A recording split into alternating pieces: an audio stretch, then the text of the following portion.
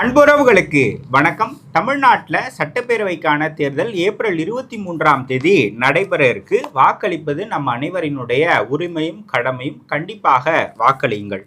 இந்த காணொலியில் காரைக்குடி தொகுதியை பற்றி தான் பார்க்க போகிறோம். அங்கே யார் யார் போட்டியிடுறாங்க, அங்கே யாருக்கான வெற்றி வாய்ப்பு இருக்குது அப்படின்றத பார்க்க போகிறோம். இந்த 2026 சட்டப்பேரவை தேர்தலே ஒரு இன்ட்ரெஸ்டிங்கான ஸ்டார் தொகுதிகளில் மிக முக்கியமான தொகுதியாக பார்க்கப்படுவது காரைக்குடி தொகுதி தான். அங்கு நாம் தமிழர் கட்சியினுடைய செந்தமிழன் சீமான் அவர்கள் போட்டியிடுகிறார். ஒரு ரியல் ஃபைட்டு, ஒரு 4 முனை போட்டி ரியலாகவே இருக்கக்கூடிய இடம் அப்படின்னா அது வந்து காரைக்குடியாக இருக்குது. அங்கே யார் யார் போட்டிடுறாங்க, அங்கே யாருக்கான வெற்றி வாய்ப்பு இருக்குது, அங்கே களம் எப்படி இருக்குது அப்படின்றத இந்த காணொலியில் பார்த்து தெரிஞ்சுக்கலாம். காரைக்குடி சட்டமன்ற தொகுதி சிவகங்கை மாவட்டத்தில் வரக்கூடிய தொகுதி. நாடாளுமன்ற தொகுதியாக பார்த்தோம்னாலும் காரைக்குடி வந்து சிவகங்கை நாடாளுமன்ற தொகுதிக்கு உட்பட்டு தான் வரும். அங்கே யார் யார் பிரதான வேட்பாளர்களாக இருக்கிறாங்க அப்படின்னு பார்த்தீங்கன்னா, நாம் தமிழர் கட்சியின் சார்பில் சீமான் அவர்கள் போட்டியிடுகிறார். நாம் தமிழர் கட்சியினுடைய தலைமை ஒருங்கிணைப்பாளர். திமுக கூட்டணியில் காங்கிரஸ் கட்சிக்கு காரைக்குடி தொகுதி ஒதுக்கப்பட்டிருக்கு. தற்போதைய சட்டமன்ற உறுப்பினராக இருக்கக்கூடிய மாங்குடி அவர்கள் தான் மீண்டும் போட்டியிடுகிறார். அதிமுக கூட்டணியில் அம்மா மக்கள் முன்னேற்ற கழகத்திற்கு சிவகங்கை தொகுதி காரைக்குடி தொகுதி ஒதுக்கப்பட்டிருக்கு. அங்கே தேர்போக்கி பாண்டி அவர்கள் போட்டியிடுகிறார். அம்மா மக்கள் முன்னேற்ற கழகத்தினுடைய மாவட்ட செயலாளர். தமிழக வெற்றி கழகத்தின் சார்பில் டாக்டர் பிரபு அவர்கள் போட்டியிடுகிறார். அவர் தான் அங்கே வந்து மாவட்ட செயலாளராக இருக்கிறார். ஸோ காரைக்குடியில் எவ்வளோ வாக்காளர்கள் இருக்கிறாங்க அப்படின்னு பார்த்தீங்கன்னா, ஆண்கள் 1,48,083, பெண்கள் 1,55,247, மூன்றாம் பாலினத்தவர் வந்து 28. ஒட்டுமொத்தமாக 3,03,358 வாக்காளர்கள் இருக்கிறாங்க. இதில் சீமானுக்கு பெரிதாக ஆதரவு தெரிவிக்கிறவங்க அப்படின்னா இந்த 18 வயசுலேருந்து 40 வயசுக்குள்ளே அப்படின்னு சொல்லலாம். அந்த வாக்காளர்கள் வந்து ஒரு 40% பேர் வந்து அங்கே இருக்கிறாங்க. சமூக ரீதியாக பார்த்தோம் அப்படின்னா அங்கே முக்குலத்தோர் சமூகம், தேவேந்திர குல வேளாளர் சமூகம், உத்திரையர் சமூகம், செட்டியார்கள், ஆதி திராவிடர்கள் கணிசமாக இருக்கக்கூடிய ஒரு பகுதியாக காரைக்குடி தொகுதி வந்து இருக்குது. காரைக்குடினாலே நம்மளுக்கு செட்டிநாடு உணவு தான் ஞாபகம் வரும். அங்கே இருக்கக்கூடிய வீடுகள்லாம் ரொம்ப ரொம்ப அழகாக இருக்கும். ரொம்ப பழமை வாய்ந்த சிற்பம், அந்த கட்டடக்கலையில் ரொம்ப தேர்ந்த வீடுகளாக இருக்கும். கல்வியில் வள்ளலாக இருந்த அழகப்ப செட்டியார் அவர்கள் பிறந்த ஊர் வந்து காரைக்குடி. காரைக்குடியில் கடந்த தேர்தல் முடிவுகள் எப்படி இருந்திருக்கு அப்படின்னு பார்த்தீங்கன்னா, திமுக இதுவரை 3 முறை தான் ஜெயிச்சிருக்கிறாங்க. 1991 அப்புறமாக காரைக்குடியில் திமுக போட்டியே இடலை. அதிமுக 4 முறை, காங்கிரஸ் இங்கே 5 முறை வெற்றி பெற்றிருக்கு. பாஜக 1 முறை 2001 திமுக கூட்டணியில் வெற்றி பெற்றாங்க. தமிழ் மாநில காங்கிரஸ் 1 முறை வெற்றி பெற்று இருக்குது. இப்போ கடந்த 2021 தேர்தல் முடிவுகளை பார்த்தோம் அப்படின்னா, காங்கிரஸ் 75,954 வாக்குகளை பெற்றாங்க. சதவீத அடிப்படையில் 35. பாஜக வந்து போட்டிக்கிட்டாங்க அதிமுக கூட்டணியில் 54,365, சதவீத அடிப்படையில் 25. அம்மா மக்கள் முன்னேற்ற கழகம் அப்போ தனித்து போட்டிட்டாங்க. அப்போ இதே தேர்போக்கி பாண்டி தான் போட்டிட்டார். 44,864 வாக்குகளை அவர் தனியாக நின்னே பெற்றிருக்காரு. சதவீத அடிப்படையில் 21.12. நாம் தமிழர் கட்சி இங்கே 23,872 வாக்குகளை பெற்றிருக்கு. சதவீத அடிப்படையில் 11.24. 2016 தேர்தலை பார்த்தோம் அப்படின்னா அப்பவும் காங்கிரஸ் தான் இங்கே போட்டியிட்டது. காங்கிரஸ் வெற்றி பெற்றது 93,419. 2016 அதிமுக வந்து 75,136. மதிமுக இங்கே 2016 போட்டது மக்கள் நல கூட்டணியில். அப்போ அவங்க வந்து ஒரு 14,279. நாம் தமிழர் கட்சி அப்போ வந்து 5,344. பாஜக 2016 தனித்து போட்டியிட்டப்ப 4,969. ஸோ இந்த மாதிரியாக அங்கே தேர்தல் கணக்கு வந்து இருக்குது. ஸோ வேட்பாளர்களுடைய ஹிஸ்டரியை பார்த்தோம் அப்படின்னா, முதல்ல சீமான் அவர்களை பற்றி பார்க்கலாம். சீமான் வந்து நாம் தமிழர் கட்சியினுடைய தலைமை ஒருங்கிணைப்பாளர். 2009 இயக்கமாக இருந்து 2010 கட்சியாக மாறுது. 2016 தேர்தல் அரசியலில் அவங்க வந்து சந்திக்கிட்டு இருக்கிறாங்க. 2010 முதல் முறையில் கடலூர் தொகுதியில் அவர் வந்து போட்டியிட்டார். 2021 அவர் வந்து திருவெற்றியூர் தொகுதியில் போட்டியிட்டார். கடலூர் தொகுதியில் போட்டியிட்டப்போ 15,000 வாக்குகளை பெற்றார். திருவெற்றியூரில் போட்டியிட்டப்ப 48,000 வாக்குகளை பெற்றார். இப்போ 3வது முறையாக காரைக்குடி சட்டமன்ற தொகுதியிலிருந்து போட்டியிடுகிறார்.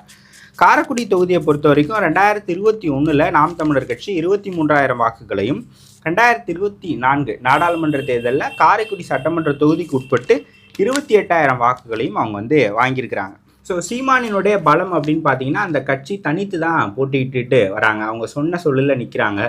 ஆண் பெண் சமமாக 2 பேருக்கும் சரிபங்கமாக சீட்டுகளை வந்து ஒதுக்கி கொடுக்குறாங்க. அவங்களுடைய கொள்கைகளை தொடர்ச்சியாக பேசிக்கிட்டே வர்றாரு. இலவசங்களை எதிர்க்கக்கூடியவராக இருக்கிறார். நாம் தமிழர் கட்சியினுடைய முதல்வர் முகமாக இருக்கிறார். இது எல்லாம் சீமானுக்கு வந்து பலமாக இருக்கிறது. பலவீனம் இன்னொரு பலம் அப்படின்னு பார்த்தீங்கன்னா இவர் பிறந்த ஒரு சிவகங்கை மாவட்டம் தான். ஸோ அந்த இதில் காரைக்குடியில் அவர் நிற்பது ஒரு பலமாக இருக்குது. பலம் வாய்ந்த திமுக எதிரணியில் இல்லை, காங்கிரஸ் பாஜக, காங்கிரஸ் அமமுக அப்படி தான் இருக்குது. ஸோ அதுவுமே இவருக்கு ஒரு பலமாகத்தான் பார்க்கப்படுது. ஸோ சீமானுக்கு இவ்வளவு பலங்கள் இருக்குது. மற்ற கட்சிகள்லாம் நிறைய கூட்டணியோடு சந்திக்கிறாங்க. சீமான் அவர்கள் தனித்து அங்கே களம் காண்கிறார். ஸோ அது வந்து ஒரு பலவீனமாக இருக்கலாம். ஸோ ஒரு கட்சியினுடைய முதலமைச்சர் வேட்பாளர் முகம் அங்கே போட்டியிடுவதால் ஒரு கடுமையான போட்டியை சீமான் அவர்கள் அங்கே கொடுப்பார் அப்படின்றதில் ஐயம் இல்லை.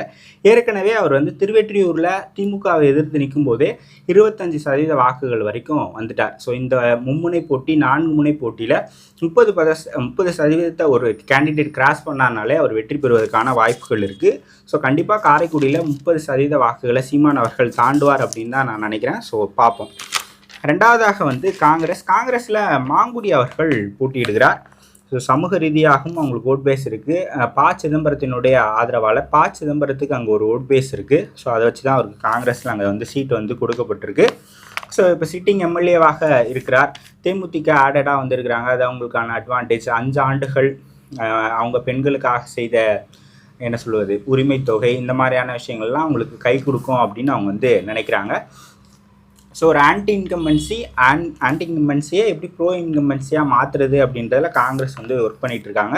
ஸோ எதிரணியில் வந்து சீமான் அவர்கள் வந்து போட்டியிடுவதால் ஏற்கனவே காங்கிரஸை கடுமையாக சீமான் அவர்கள் விமர்சிப்பார். ஸோ அதெல்லாம் அவங்க எப்படி எதிர்கொள்ள போகிறாங்க அப்படின்றத பார்க்கலாம். ஸோ அமமுகவின் சார்பில் தேர்போகி பாண்டி அமமுகவின் சார்பில் 2021 போட்டியிடும் போதே 44,000 வாக்குகளை பெற்றார். அவர் வெற்றி பெறுவாருன்னா அப்போ வந்து பேசப்பட்டது. ஸோ முக்குளத்தூர் சமூகத்தை சேர்ந்தவர். சிவகங்கை மாவட்ட செயலாளராக அமமுகவில் இருக்கிறார். 2021 தோல்வி அடைந்த பிறகும் கூட தொடர்ச்சியாக அவர் களத்திலே தான் இருந்தார். களப்பணிகள் அங்கே செஞ்சுக்கிட்டே தான் இருந்தார். 2026 அவருக்கு தான் சீட்டு கண்டிப்பாக கொடுப்பாங்க அப்படின்லாம் பேச்சு அடிப்பட்டது. அதன் பிறகு தான் இப்போ அதிமுக கூட்டணியில் அவருக்கு வந்து சீட்டு வாங்கி கொடுக்கப்பட்டிருக்கு. கடந்த முறை இப்போ அதிமுக 2021 பாஜகவும் அமமுகவும் வாங்கின ஓட்ஸை வந்து நீங்கள் வந்து சேர்த்திங்க அப்படின்னா எளிமையாக வெற்றி பெறுவார் தேர்போகி பாண்டி அப்படின்னு சொல்லலாம்.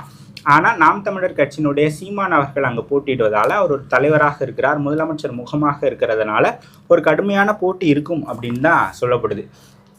ஸோ டிவிகே பிரபு வந்து அங்கே மாவட்ட செயலாளராக இருக்கிறார். அவர் வந்து ஒரு டாக்டர். இன்ஸ்டாவில் ரொம்ப ஃபேமஸாக இருக்கக்கூடியவர். தொடர்ச்சியாக ரீல்ஸ் பதிவு செய்யக்கூடியவர். ஃபாலோவர்ஸ் இருக்கிறாங்க. ஓட்ஸ் எவ்வளோ எடுப்பார் அப்படின்னு தெரியல. ஒரு 10% வாக்குகளில் அவர் எடுப்பதற்கான வாய்ப்புகள் இருக்குது அப்படின்னு நான் நினைக்கிறேன். அதை தாண்டி என்ன சொல்வது தேர்போகி பாண்டி, சீமான், மாங்குடி இவங்களுக்கு 3 பேருக்கு இடையில தான் ஒரு கடுமையான போட்டியாக இருக்கும் அப்படின்னு சொல்லலாம். ஸோ மும்முனை போட்டியில் 30% தாண்டும் போதே ஒரு வேட்பாளர் வெற்றியை நோக்கி செல்வார். பிரபு எவ்வளோ வாக்குகளை பிரிக்கிறாரோ அது வந்து சீமானுக்கு அட்வான்டேஜாக இருக்கலாம். ஸோ சமூக ரீதியாக நம்ம பார்த்தோம் அப்படின்னா அங்கே முக்குளத்தோர் இருக்கிறாங்க, முத்தரையர்கள் இருக்கிறாங்க. எந்த அளவுக்கு சீமானுக்கு வந்து அவருடைய தமிழ் தேசிய கொள்கையும் அவருடைய நிலைப்பாடுகளும் கை கொடுக்குது அப்படின்னு பார்க்கலாம். 2 நாட்களாகவே இன்ஸ்டாகிராம் சோஷியல் மீடியாக்களெல்லாம் நீங்கள் டிஎம்கேவா டிவிகேவா அப்படின்ற ஒரு ரீல் வந்து ட்ரெண்ட் ஆகிட்டே இருக்குது. அவ்வளோ பேர் நாம் தமிழருக்கான ஆதரவை தெரிவிச்சுக்கிட்டே இருக்கிறாங்க. ஸோ சீமான் படிப்படியாக உயர்ந்து கொண்டே வரார். 8% வாக்குகளை பெற்றிருக்கிறார். ஒரு கட்சியினுடைய தலைவராக இருக்கிற போது வந்து மற்ற வேட்பாளர்களை விட அவங்க கூடுதலாக வாக்குகளை பெறுவாங்க. ஸோ ரியல் ஃபைட் காரைக்குடி தான். இப்போ மும்முனை போட்டி 4 முனை போட்டி அப்படின்றது நடக்கிற இடமாக காரைக்குடி சட்டமன்ற தொகுதி தான் இருக்குது. என்னுடைய கணிப்பில் சீமான் அவர்கள் ஒரு கடுமையான போட்டியை கொடுப்பார் அப்படின்னு நான் நினைக்கிறேன். வெற்றி பெறுவதற்குமான வாய்ப்புகள் இருக்குது அப்படின்னு நான் நினைக்கிறேன். சீமான் அவர்கள் வெற்றி பெறுவார் அப்படின்னு நீங்கள் நினைக்கிறீங்களா அப்படின்றத கமெண்ட் செக்ஷனில் சொல்லுங்கள். அவர் எவ்வளோ சதவீத வாக்குகள் எடுப்பார், யார் அவருக்கு சீமானுக்கு கடுமையான போட்டியை தருவாங்க அப்படின்னு நினைக்கிறீங்க அப்படின்றதெல்லாம் கமெண்ட் செக்ஷனில் சொல்லுங்கள். இன்னொரு வீடியோவில் சந்திக்கலாம். நன்றி, வணக்கம்.